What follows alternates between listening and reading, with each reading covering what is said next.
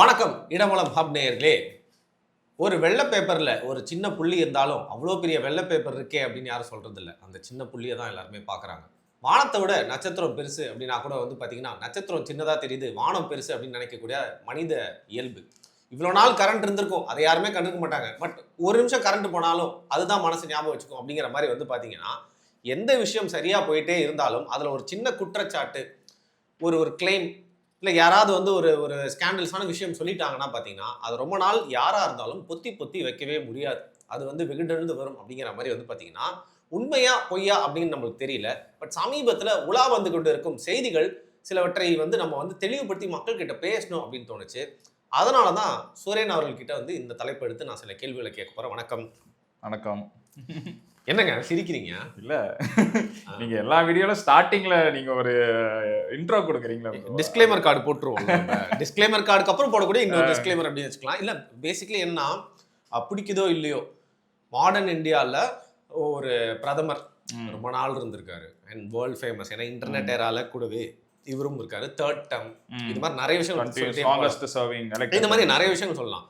You hate to or love உங்களோட மைண்ட்லயோ உங்களோட வாயிலையோ அவருடைய பேர் வந்துட்டு போயிடும். இன்னைக்கு இந்தியாவில் மட்டும் இல்லாமல் உலக தலைவர்கள் அனைவருக்கும் மோடினா தெரியும்.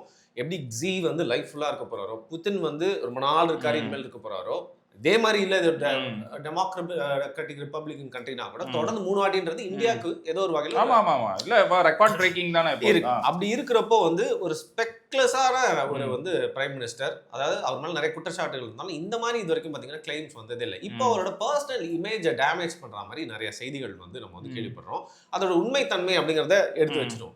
பட் இதெல்லாம் என்ன மேட்ரு அப்படின்னு சொல்லுங்க, இதோட பின்னணி என்ன அப்படிங்கறத விளக்குங்க. இல்ல இது எல்லாத்துக்கும் ஆன்சர் நீங்க ஸ்டார்டிங்லேயே சொல்லிட்டீங்க.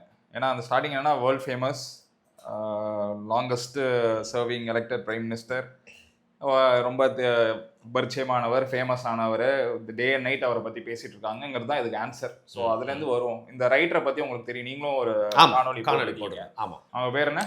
மது Kishwar. Actually that's how she is known. அவங்க ரொம்ப ஃபேமஸ் ரைட்டர். அந்த ஏதோ கத்வா அப்படின்னு சொல்லிட்டு அந்த புக்லாம் நிறைய எழுதியிருக்காங்க. ஸோ இவங்களை பற்றி உங்களுக்கு தெரியும்ல. இவங்க இந்த ஸ்டேட்மெண்ட் இப்போ இருக்கிறாங்க. இதுக்கு முன்னாடி இவங்க யாரு என்ன அப்படிங்கிறத நான் சொல்கிறேன். இவங்க ஒரு ஆர்டன்ட், ஒரு பயங்கரமான ஒரு மோடி சப்போர்ட்டர். ஓகே, இதை விட்டுருவோம். அதுக்கும் முன்னாடி வரும் மன்மோகன் சிங் பீரியட்ல யாசின் மாலிக் அப்படின்னு ஒருத்தர், அவர் கூட ஃபங்க்ஷன்லாம் அட்டன் பண்ணியிருக்காங்க. ஓகே, சரியா? அவர் டெரரிஸ்ட் அப்படின்னு ப்ரூவ் ஆகி இப்போ உள்ள இருக்காரு. ஸோ அவரோட நீங்க ஃபங்க்ஷன்லாம் அட்டன் பண்ணியிருக்கீங்க. அப்போ உங்களுக்கும் அவருக்கும் என்ன தொடர்பு அப்படின்னு நான் சும்மா ஒரு கொஸ்டின் மார்க் இங்கே வச்சுட்டு ஸ்டார்ட் பண்ணுறேன். அதுக்கப்புறம் அவங்களோட இருந்தாங்க, மோடி சப்போர்ட்டராக இருந்தாங்க, மோடிக்கு நிறைய வாய்ஸ் அவுட் பண்ணியிருக்காங்க, மோடி நேம்ல புக்கே எழுதியிருக்காங்க, வச்சிருக்காங்க. மீடியா, அதுக்கப்புறம் மீடியா முஸ்லீம் அப்படின்னு சொல்லிட்டுலாம் நிறைய ஸ்டேட்மெண்ட்லாம் விட்டு மோடிக்கு சப்போர்ட்டாக தொடர்ந்து பேசிட்டு இருந்தாங்க. இப்போ திடீர்னு என்ன அப்படின்னா, அதான் ரொம்ப புகழ், ரொம்ப தொடவே முடியாத உயரத்துக்கு ஒருத்தவங்க போயிட்டாங்கன்னா தொடுவாங்க தானே. ஃபார் எக்ஸாம்பிள் இப்போ நம்ம ஊர்லயே நிறைய பேர் இருக்காங்க. ஃபார் எக்ஸாம்பிள் ஒரு சூப்பர் ஸ்டாரோ இல்லை அவங்கள பத்தி பேசினா நீங்க ஃபேமஸ் ஆயிடுவீங்களா, அந்த மாதிரி இதுதான். இப்போ இவங்க என்ன ஒரு ரொம்ப வைல்டு அலிகேஷன் வைக்கிறாங்கன்னா, இது பெண்களை மட்டும் அசிங்கப்படுத்தல, பெண்கள் கவர்மெண்ட் எம்பிஸ் மினிஸ்டர்ஸாக இருக்கிறவங்களையும் சேர்த்து அசிங்கப்படுத்துறாங்க. மோடி கேபினெட்ல யார் யாரெல்லாம் எம்பிஸ் ஆகும், யார் யாரெல்லாம் மினிஸ்டர்ஸ், ஐ மீன் விமன் லேடி மினிஸ்டர்ஸாக இருக்காங்களோ அவங்க எல்லாருமே ஏதோ வகையில மோடியால லைக் அட்ஜஸ்ட் பண்ணியிருக்காங்க மோடியோட அப்படின்னு சொல்லி. அப்படியே இன்ஃபேக்ட் அந்த ட்வீட்டை கூட நான் போட விரும்பல.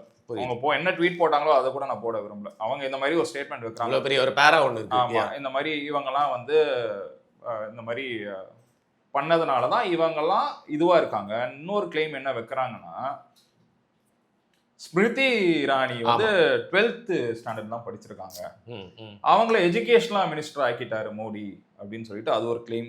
ஸ்மிருதி இரானிக்கு நான் என்ன சொல்ல வரேன்னா, ஸ்மிருதி இரானி ஒரு சீரியல் ஆக்டர், சினிமாலேருந்து வரவங்கள எப்படி கிண்டல் பண்ணுவாங்க தெரியும். ஸ்மிருதி இரானி ராகுல் காந்தியை டிஃபீட் பண்ணதுனால தான் அந்த மினிஸ்ட்ரி. ராகுல் காந்தி யாரு? அந்த ஜென்ரேஷன், காந்தி ஜென்ரேஷன்லயே ராகுல் காந்தி தான் இப்போ அவங்க லீட் பண்றாங்க. ஆல்மோஸ்ட் காங்கிரஸோட ஹெட் அவர் தான், அடுத்த வாரிசு. உத்தரப்பிரதேஷ்ல ஸ்மிருதி இரானி ராகுல் காந்தியை டிஃபீட் பண்ணியிருக்காங்க. சரியா? அந்த பர்டிகுலர் கான்ஸ்டன்சில காலங்காலமா பரம்பரையா காந்தி ஃபேமிலி தான் ஜெயிச்சு.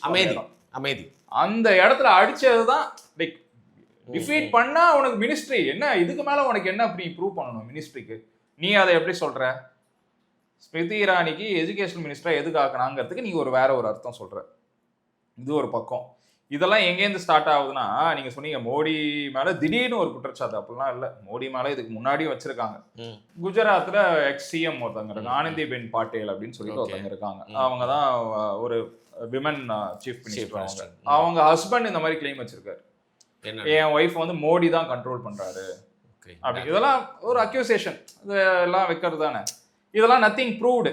நான் திரும்பி சொல்றேன், இது வந்து எந்த கோர்ட்லயும் எதுலயும் இதெல்லாம் ப்ரூவ் ஆகல. ஆனந்திபென் பட்டேலே என்ன சொல்றாங்க, மோடி கல்யாணமே ஆகலன்னு அவங்க ஒரு அக்யூசேஷன் வைக்கிறாங்க. யசோதா பென்ற கூட கல்யாணம் ஆகல. அவங்க ஒய்ஃபே சொல்றாங்க இல்ல, he was married to me அப்படின்னு அவங்க சொல்றாங்க. இதெல்லாம் இன்னொன்னுன்னா நம்ம சுப்பிரமணிய சுவாமியும் சொல்றாரு, எப்ஸ்டீன் ஃபைல்ஸ்ல மோடி பேர் இருக்கு. இதுவும் எப்படி சொல்றது, ஒரு பயங்கரமா ஸ்ப்ரெட் ஆயிட்டு இருக்கு சுப்பிரமணியம் சொன்னோன்னா. இதெல்லாம் வந்து அடிக்கி தான் இதோட என்ன சொல்றது என் டெய்ல வச்சுதான் இவங்க ஸ்டார்ட் பண்றாங்க. இப்போ மோடி மேல இந்த மாதிரி லேடிஸ் பிரச்சனை இருக்குன்னு. சுப்பிரமணிய சுவாமிக்கு வருவோம். சுப்பிரமணிய சுவாமி வந்து 2019 வரைக்கும் மோடி சப்போர்ட் பண்ணி தான் இருந்தார். சரியா? அவருக்கு இவங்களுக்கு எல்லாருக்கும் ஒரே ஒரு பாயிண்ட் என்னன்னா, இவங்க யாரையுமே அவர் கன்சிடர் பண்ணாம கேபினெட்குள்ள சேர்த்துக்காதான் அந்த கோவம். ஸோ இவங்க ஏதோ எதிர்பார்த்துருக்காங்க. இந்த கோவத்தினாலதான். ஏங்க, நீ வந்து மோடியோட ஒரு தீவிர ஃபேனு, நீ வந்து ஃபாலோ பண்ணிட்டு இருக்க, புக்கெல்லாம் எழுதியிருக்க மோடி பத்தி. மோடி வந்து இப்ப நீ என்ன சொல்ற, திடீர்னு மோடி வந்து ஒரு ஃபார் முஸ்லிம்ஸ், அவர் வந்து ஆன்டை முஸ்லிம் கிடையாதுன்னு நீயே சொல்லியிருக்க. இப்ப என்ன பண்ற, நீ ஆன்டை ஹிந்துன்னு சொல்ற. ஸோ எப்படி ஒரு டிராஸ்டிக் ரிவர்ஸ் பாருங்க. நீ அப்படி சொல்லிட்டு இப்ப திடீர்னு இப்படி வர. இவங்களுக்குலாம் என்ன பிரச்சனைனா, சுப்பிரமணிய சுவாமி 2019 வரைக்கும் மோடினாரு. அதுக்கப்புறம் மோடி அடிக்க வேண்டியது. ஏன்னா ராஜ்யசபா எம்பியா அவர் இருந்தார், அதை எக்ஸ்டெண்ட் பண்ணல, அவங்க கேபினெட்ல சேர்த்துக்கவும் இல்லை. அதே மாதிரி இந்த லேடிக்கும் அதே பிரச்சனை தான். இவரை வந்து கேபினெட்ல சேர்த்துக்கவே இல்லை, எதுவுமே பண்ணல. அது போக மோடிக்கு இன்னொரு பெரிய இது இருக்கு. மோடி வந்து chief minister of longest serving chief minister Gujarat, அந்த பேரும் இருக்கு. பிளஸ் எந்த ஸ்கேம்ல எதுலையுமே மாட்டாத ஆள், கிளீன் ஷீட். ரஃபேல் ஸ்கேம் நீங்க அதுல எதுவும் ப்ரூவ் பண்ணல. குஜராத் ரயோட்ல லிபரான் கமிஷன் ஒன்று சொல்லிட்டு அவங்களே கிளியரா சொல்லிட்டாங்க, மோடிக்கும் இதுக்கும் சம்மந்தம் இல்லை. ஸோ அதையும் பேர் கிளீனு. அதுக்கப்புறம் பிஎம் ரிலீஃப் ஃபண்ட்ல ஒரு ஸ்கேம் பண்றாரு, எல்லாமே இவங்களா அடிச்சு விடுறது தான், அதுலயும் கிளீன் ஷீட்டு. இப்போ வரைக்கும் அக்யூசேஷன் எல்லாமே வச்சுட்டு தான் இருக்காங்க. நான் சுப்பிரமணிய சுவாமிக்கு என்ன சொல்றேன், நீ எப்ஸ்டீன் ஃபைல்ல இருக்கான். இப்போ வர ஒரு ட்வீட் போட்டிருக்காரு, என்னன்னா இந்த மாதிரி அவர் என்னென்ன மினிஸ்டரோட எல்லாம் இருந்தாரு, நீ நிஜமாலே நாட்டுக்கு நல்லதுதான் செய்யறனா, நிஜமாலே மக்களுக்கு வந்து உண்மையை சொல்ல, நீ என்னைக்குமே நீ என்ன வச்சு கதை கொடுத்துட்டே இருக்க. நான் வந்து ஐ கேன் நேம் தம், அது இந்த லேடிக்கும் சொல்றேன், உனக்கு ப்ரூஃப் இருந்தா எடுத்துட்டு வந்து சொல்லு, உடனே அதை வந்து வெளியில விடு, அதுதானே நல்லது. ஏங்க இப்போ நம்ம கிட்ட ஒருத்தவங்க பத்தி இன்ஃபர்மேஷன் இருக்குங்க, அது வெளியில வந்தா மக்களுக்கு நல்லதுன்னா நீங்க என்ன பண்ணுவீங்க? வெளியே தான் விடுவேன். அது எவ்வளவு பெரிய ஆளா இருந்தாலும் சரி, நான் என்னே இழந்தாலும் சரி, நான் அந்த உண்மையை நான் வந்து வெளில சொல்லுவேன் தானே சொல்லுவீங்க. இவங்க அதை பண்றாங்களா? இவங்க என்ன பண்றது, இந்த மாதிரி அசிங்கப்படுத்துறது. ஏன்னா இப்ப தொடர்ந்து பேர் வந்து பீக்ல போயிட்டு இருக்கு, அது இல்லாம கிளீன் ஷீட். இவங்களால எதுவுமே பண்ண முடியல. என்னடா எது சொன்னாலும் யாருமே ஏத்துக்க மாட்டேங்கிறாங்க, யாருமே நம்ப மாட்டேங்கிறாங்கன்னு சொல்லிட்டு இந்த மைக் 1 மைக் 2 மைக் 3 நான் கிண்டல் பண்ணி பேசுவேன். இந்த ராகுல் காந்தி, இந்த லெப்டிஸ்ட் கேங் இருக்கு பாத்தீங்களா, இதுங்களா இதை கலப்பி விடுறது. சரி, ஏதாவது இவங்களை அசிங்கப்படுத்தணும். இப்ப பாருங்க எலெக்ஷன் டைம், சரி நம்மளுக்கு வேற இந்த எலெக்ஷன் டைம்ல இந்த மாதிரி ஒரு அக்யூசேஷன் வச்சா மோடி வந்து இந்த ஏன் இவ்வளோ வருஷம் ஆயிடுச்சு, இவ்வளோ வருஷம் நீ சப்போர்ட்டராலாம் இருந்திருக்க, நீ அப்பெல்லாம் வாயை திறக்கவே இல்லையா, இப்போ என்ன திடீர்னு இதை பத்தி பேசுற? மோடி வந்து அது இல்லாம நீங்க ஸ்டார்டிங்லேயே சொன்னீங்க, லாங்கஸ்ட் சர்விங் பிரைம் மினிஸ்டராகவும் இப்போ ஆயிட்டு இருக்காரு, போறாரு. அது அந்த பேரும் உங்களால் தாங்க முடியாது. என்னடா தொடர்ந்து இவங்க ஜெயிச்சிட்டே இருக்காங்களே, அதையும் ஒரு ஸ்டாப் பண்ண முடியல அப்படிங்கறத பிரச்சனை. இப்போ இந்த யாரெல்லாம் வந்து மோடி கேபினெட்ல அவங்க பார்ட்டிலே இருந்தவங்கள யாரெல்லாம் இவங்க வந்து கன்சிடர் பண்ணாம இருக்காங்களோ அவங்கெல்லாம் வந்து அதிருப்தியில லெஃப்ட்டுக்கு வேலை செய்ய ஆரம்பிச்சிட்டாங்க. அப்படி சொல்றீங்களா? ஆமா. ஏங்க இது என்னங்க திடீர்னு ஒரு அக்யூசேஷன், நீ ப்ரூவ் பண்ணு, ப்ரூஃபை காட்டு, எவிடன்ஸை காட்டு. மோடி மேல வச்ச எந்த குற்றச்சாட்டுக்கும் கோர்ட்டுல ப்ரூஃப்ஸ் கிடையாது. மோடி வந்து குற்றவாளின்னு ஏதாவது ஒண்ணு சொல்லியிருக்காங்களா நீங்க சொல்லுங்க. நிரூபிக்கப்பட்டு இப்போ தண்டனை அது மாதிரிலாம் வந்து வழங்கப்படல இப்போ வரைக்கும். நீ இவ்வளவு வச்சுட்டு இருக்கல, வருஷமா காலகாலமா சொல்லிட்டு இருக்க, இந்த கேஸ்ல அதை பண்ணிட்டாரு, அங்கேருந்து இது அடிச்சாரு, இங்கேருந்து அதை அடிச்சாருன்னு சொல்ற. எதுக்காவது ஒண்ணுக்கு ப்ரூஃப் இருக்கா? சரி, நீ இவ்வளோ டே நைட் பேசியிருக்கே, சுப்பிரமணிய சுவாமி எப்ஸ்டீன் ஃபைல்ஸ் ஆரம்பிச்சாரா? நீங்க இந்த செயினை பாருங்க, அதை அப்படியே ராகுல் காந்தி பிடிச்சிக்கிட்டாரு. ராகுல் காந்தி எவ்வளவு வாட்டி இதை பத்தி பேசியிருக்காரு, நீங்க நோட் பண்ணிருக்கீங்களா? எப்ஸ்டீன் ஃபைல்ஸ்ல மோடி இருக்காரு, கன்ஃபார்ம் இருக்காரு, அவர் போயிட்டு இஸ்ரேல்ல போயிட்டு டான்ஸ் ஆடினார்லாம். அவ்வளவு நீங்க நம்ம 2 நாள் முன்னாடி பேசணும், இந்த அனிமேஷன்லாம் வந்து ஆடுறாங்க, அந்த மாதிரி நிறைய அனிமேட்டட் வீடியோஸ் நான் பார்த்தேன். அங்க போயிட்டு டான்ஸ் ஆடுற மாதிரி. இதெல்லாம் இது புரியுதா? அந்த செயின் அவர் சொல்லுவாரு, இவங்க பிடிச்சிக்கிட்டு இதை வந்து அப்படியே சரி. அப்படி பார்த்தா ராகுல் காந்தி மேல இல்லையா? ராகுல் காந்தி மேல அவர் மேல என்ன இருக்கு? அவரு அது வேணாமே, அவரு ஃப்ரெண்ட்ஸ் எல்லாம் சேர்ந்து ஏதோ பண்ணாதான் ஒரு அக்யூசேஷன் இருக்கு. ஓகே, இங்க இருக்கிறவங்க மேல இல்லையா? எல்லார் மேலேயும் அக்யூசேஷன். எங்க ஒரு அளவுக்கு பெரிய ஆள்னா எல்லார் மேலேயும் எல்லாமே சொல்ல வேண்டியதானுங்க. இது முழுக்க என்னன்னா மோடியோட வளர்ச்சி, டிரான்ஸ்பரன்சி, இன்னும் என்ன பண்ணாலும் ஒண்ணுமே பண்ண முடியலையேங்கிற ஒரு கடுப்பு தான் இது. சரி, இவ்வளவு நாளா நீ எங்க இருந்த? இவ்வளவு நாளா நீ இதே இந்த பர்டிகுலர் ரைட்டரை பத்தி நீங்க பேசுறீங்க. ஏன் காந்தி ஃபேமிலி பத்தி என்னென்னமோ பேசியிருக்காங்க, அது எல்லாமே ஒத்துக்கிறீங்களா? அப்போ அதாவது நேரு அவர்களை பத்தி. ஆமா, நேரு பத்தி உங்களுக்கு தெரியுமா தெரியாதா? நேரு கதைக்கு வருவோமா? நேரு பத்தி பேசுவோமா? அந்த வரலாறை பேசுவோமா? அவரு என்னென்னலாம் பண்ணியிருந்தாருங்கிறது நம்ம பேசலாமா? அதெல்லாம் விட்டுட்டு இப்போ நல்ல ஒரு கவர்மெண்ட் போயிட்டு இருக்கு, அவ்வளோ நம்ம வந்து ரெக்கக்னைஸ் ஆகிட்டு இருக்கோம் வேர்ல்டு ஃபுல்லா. திடீர்னு இந்த அக்யூசேஷன் நீ எடுத்துட்டு வந்து வைக்கிறனா கம்ப்ளீட்டா ஒரு அஜெண்டா பேஸ்ட். சரியா? இது வந்து நிஜமா அந்த லெஃப்ட் கேங்கு பிக் டைம்ல வேலை பார்க்குது. எப்படிலாம் அடிக்கும்போது எப்ஸ்டீன் ஃபைல்ஸை வச்சு இழுத்துட்டு ஓட்டியிருந்தாங்க, அதுல ஒன்றும் ப்ரூவ் பண்ண முடியல. நெக்ஸ்ட் இந்த ரைட்டரை வச்சு போட வருது. ஏன்னா அவங்க ஓரளவுக்கு ஒரு ஃபேமஸ் ரைட்டரு, அதனால இவங்க ஒரு ட்வீட் பண்ணா இது என்னன்னா அவங்களே சொல்லிட்டாங்க. அவங்க காந்தி ஃபேமிலி பத்தி சொன்னதுக்கு வாங்க, அதை பத்தி பேசுங்க. அவங்களே காந்தி ஃபேமிலி பத்தி சொல்லிட்டாங்களே, அதுக்கு ஆன்சர் வச்சிருக்கீங்களா நீங்க? அதுக்கு ஆன்சர் கிடையாதுல்ல.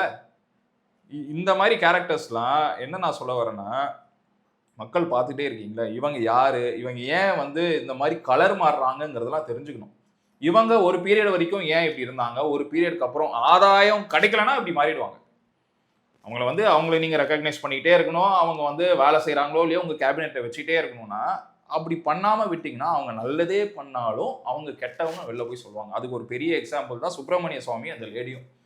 நீங்க நிஜமாலே ரொம்ப நாட்டு மேல அக்கறை உள்ள ஆளுனா வெளில வந்து சொல்லு, ப்ரூஃப்ஸ் எடுத்துட்டு வந்து காட்டு, எவிடன்ஸ் எடுத்துட்டு வந்து காட்டு. அது என்ன ட்வீட் போட்டுக்கிட்டே இருக்க? ஒரு 4 பேரை ரீட்வீட் பண்ண வச்சிருக்க காங்கிரஸ்ல. நீ ட்வீட் போட்டோன்னா அவங்க உடனே அதை டாபிக்கா எடுத்து வேற லெஃப்ட் சேனல்ல எடுத்து பேசிட்டு இருக்காங்க. நிஜமாலே நீ வச்சிருக்கனா எவிடன்ஸ் எடுத்துட்டு வந்து பேசல. ராகுல் காந்தி கிட்ட கொடு ப்ரூஃப்ஸை. அவர் தான் எல்லாத்துக்கும் முட்டு கொடுக்குறாருல, அவர் வெளில வந்து பேசிட்டோம், எங்க போனாரு, என்ன பண்ணாரு, இதுக்கு பாருங்க எவிடன்ஸ் இருக்கு, இந்த மாதிரி கன்ஃபஷன்ஸ்லாம் நான் வச்சிருக்கேன் அப்படின்னு சொல்லிட்டு பேசலாம்ல. அதை பத்திலாம் ஏன் பேச மாட்டேங்கிறாங்க? அதை பத்தி ஏன் வெளில கொண்டு வர மாட்டேங்கிறீங்க? இது வந்து ஒரு பிளைண்ட் அக்யூசேஷன் ப்ரோ. இதை நான் என்னமா சொல்றேன், போற போக்கில் அடிச்சு விட்ற கேங் இந்த மாதிரி நிறைய பேர் எடுத்துட்டு வருவாங்க. ஏன்னா இன்னும் டாப்புக்கு பேர் போக போக இந்த மாதிரி எலமெண்ட்ஸ்லாம் நிறைய வரும். 150 கோடி பேர் இருக்கோம் நம்ம, யாரை வேணாலும் எப்படி வேணாலும் மாற்றி விடலாம், காசு கொடுத்து எதை வேணாலும் சொல்லலாம். அதில் ஒரு எக்ஸாம்பிள் தான் இது. நான் இப்போ இந்த லேடியோட இந்த அலிகேஷனால நான் என்ன சொல்ல வரேன், நீ இப்படி பேசுறதுனால என்ன ஆகுது, நீ குஜராத்தில் அந்த பீரியடில் மோடி வந்து சீஃப் மினிஸ்டராக இருக்கிற பீரியடில் இருக்கிற மினிஸ்டர்ஸ், லேடிஸ், டிப்ளமேட்ஸ் யாரெல்லாம் இருந்தாங்க அவங்க, இன்க்ளூடிங் இப்போ இந்தியாவில் கேபினெட்ல லேடி எம்பிஸ், மினிஸ்டர்ஸு எவ்வளோ பேர் இருக்காங்களோ இவங்க எல்லாரையும் நீ வந்து சொல்ற. இது வந்து நீ வந்து கண்ட்ரியே அசிங்கப்படுத்துறதுல உனக்கு ப்ரூஃப்ஸே இல்லாமல் நீ சொல்லிட்டு போறனா யூ ஆர் மென்டலி ரிட்டார்டட் தான் நான் நினைக்கிறேன். அப்படி சொல்றீங்க? நீ ப்ரூஃப்ஸை காட்டு. ஏங்க இவ்வளோ லேடிஸை நீ வந்து சொல்றல, அவங்க எவ்வளோ பேர் உண்மையாக வேலை செய்கிறவங்க இருப்பாங்க, எவ்வளோ பேர் கான்ஸ்டன்ஸில் ஸ்மிருதி இரானி ஜெயிச்சதுனால கிடச்சிது எஜுகேஷனல் மினிஸ்டர். உன்னால ஜெயிக்க முடியுமா? அதுவும் ராகுல் காந்தி எதிர்த்து ஜெயிக்க முடியுமா உன்னால? இவங்க எல்லாருமே நீ இந்த ஹப்குள்ள கொண்டு வர, இவங்க எல்லாரும் இன்வால்வ்டுன்னு. அது வந்து நீ தான் ஒரு நட் கேஸ். நீ அதை ப்ரூவ் பண்ணலன்னா உன் மேலதான் கெட்ட பேர் வரப்போகுது. ஓகே, இல்லை கடைசியாக எனக்கு ஒரே ஒரு கேள்வி. சரி, இவ்வளோ பேசுறாரு, பிஜேபியிலேருந்து சுப்பிரமணிய சாமியை வந்து இது முதல் முறையில் அவர் வந்து நிறைய கிளைம்ஸ் வச்சுட்டு அவரை விளக்கவும் மாட்டாங்க, நடவடிக்கையும் எடுக்க மாட்டாங்க. அது ஏன் நீங்க நினைக்கிறீங்க? அவாய்ட் பண்றது ஏங்க? இப்ப நான் என்னமா சொல்ல வரேன், ஒரு சில பேர் இப்படி இருக்காங்கன்னா சரி அவங்களே விட்டுறணும், அப்ரூவ் பண்ணக்கூடாதுன்னு அப்படியே கத்திட்டே இரு. நீ எதாவது இருந்தா நீ வந்து பண்ணிருப்பிய. நீ ரொம்ப வருஷம் இருந்த, உன்னை அப்படியே விட்டுறோம், நீ கத்திக்கிட்டே கடை, ஆனா உனக்கான ரெகக்னிஷன் கிடைக்காது. அவங்க அப்படிதான் பண்ணுவாங்க. அதே பிஜேபியில அவங்க கத்திட்டு இருக்கான், அலோவ் பண்றான்னு சொல்றீங்களா? ரெகக்னிஷன் இருக்கா? ரெகக்னிஷனும் இல்லைல்ல. அதுதான் அவங்க ட்ரீட் பண்ற விதம் அப்படிதான். உன்னை நீ பேசிட்டே இரு, நான் உன்னை எங்க வைக்கணுமோ அங்க வச்சுக்கிறேன். அது கரெக்டான இடத்துல தான் வச்சிருக்காங்க. ஃபைன். இது காம்ப்ளிகேட்டடான சென்சிட்டிவ் இஷ்யூ. இதை பத்தி வந்து நியூஸ் பரவிட்டு இருக்குன்றதுனால இதை எடுத்து சில தெளிவுகள் வந்து உங்ககிட்ட ஒரு பதிலா இருக்குன்னு சொன்னீங்க. அதனால தான் நம்ம ஒரு தலைப்பாட்டு உங்ககிட்ட இல்ல கேள்வி கேட்டோம். நான் அதுதான் சொன்னேன். இவங்க முன்னாடி எப்படி இருந்தாங்க, பின்னாடி எப்படி இருக்காங்க நீங்க பார்க்கணும்ல சார். ஒரு ஸ்டாண்டு வந்து நீ ஸ்டாண்டு மாத்தலாம், கொள்கை மாறுது. இவர் இப்படி சொன்னாரு, அந்த கொள்கையை மாத்திட்டாருன்னா நீ ஸ்டாண்டு மாறலாம். நீ என்ன சொல்ற, அப்போ மோடி மோடி ஜெய் மோடி ஜெய் மோடின்னு சொல்லிட்டு இப்போ லேடிஸ் அதாவது ஸ்பெசிஃபிக்கா இருக்கா, இந்த பர்டிகுலர் ஆளு இந்த பர்டிகுலர் ஆள் இங்க போயிருக்காங்க, அதோட எவிடன்ஸ் இருக்கு, கன்ஃபெஷன் இருக்கு, அவங்க ஃபேமிலியே வந்து கன்ஃபஸ் பண்ணிருக்குன்னு நீ சொன்னா அதை ஏத்துக்கலாம். நீ என்ன கேபினெட்டே சொல்ற, இப்போ இருக்கிற எம்பிசி, இப்போ இருக்கிற மினிஸ்ட்ரி, அதுவும் ஸ்மிருதி இரானி பேரை ஸ்பெசிஃபிக்கா சொல்ற. சரியா? இந்த மாதிரிலாம் நீ ஸ்பெசிஃபிக்கா சொல்லும் போது எவிடன்ஸ் இல்லாம சொன்னால் சட்டம் உன் பக்கம் தான் திரும்பும். ஓகே, என்ன உன் நடவடிக்கை? மேலதான் கேஸ் ஃபைல் பண்ணுவாங்க. You have no evidence. If you have evidence you can voice out. If not, இந்த மாதிரி பிளைண்ட் அக்யூசேஷன், அதுவும் ஒரு வேர்ல்ட் லீடரை சொல்றது, it's definitely wrong. Okay, I don't want to make any comments about this இந்த issue. ஏன்னா நம்ம இதை பற்றி டிஸ்கஸ் பண்ணணும்னு நினச்சோம். மக்கள் என்ன சொல்கிறாங்க அப்படிங்கிறத நீங்கள் என்ன நினைக்கின்றதை மறக்காம கீழே கமெண்ட் பண்ணுங்கள். அண்ட் இந்த வீடியோ பார்த்துட்டு இருக்கப்போ ஒரு செகண்ட் கீழே போயிட்டு வந்து சப்ஸ்கிரைப் பண்ணிட்டீங்களா அப்படிங்கிறத செக் பண்ணிக்கோங்க. பண்ணாமல் இருந்திருந்தீங்கன்னா பண்ணிவிட்டு அந்த பெல் சிம்பிளையும் அழுத்தி விட்ருங்க. மிக்க நன்றி.